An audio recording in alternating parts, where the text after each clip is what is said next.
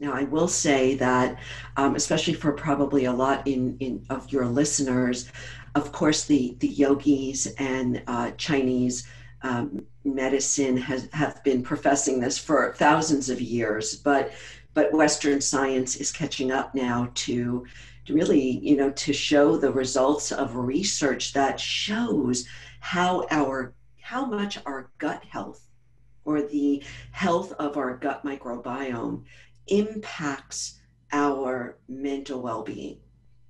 What's incredibly fascinating is that the gut microbiome, which is really the ecology that lives not only in our lower intestines, but mostly in our lower intestines, is made up of trillions of microbiota, or bacteria, viruses, all of these non-human entities that live in our body. I mean, in fact, we are more microbiota than we are human DNA, right?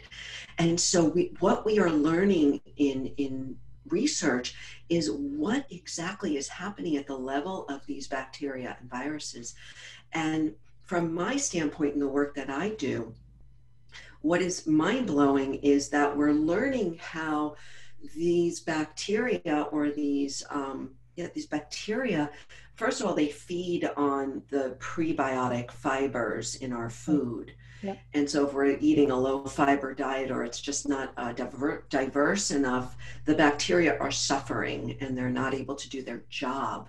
Okay. But what I love, and I can't wait for more science to come out about this, is that the bacteria, one of the postbiotics, or the post products of these bacteria when they're healthy and flourishing, are the neurotransmitters that help us feel good.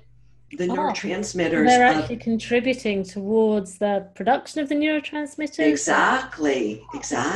So these bacteria, certain bacteria, produce serotonin in our lower intestines, produce dopamine, GABA, norepinephrine, and others, and other hormones that are contributing to our mental health. So if the gut is in what's called dysbiosis, or imbalance, then we don't have a flourishing ecology, and therefore, and I'm saying this just very high level because I'm not a scientist, we may not have the flourishing of the production of these feel-good neurotransmitters. So they say about 90% of our serotonin is produced in our gut, in our lower intestines. Wow. And now yes, right?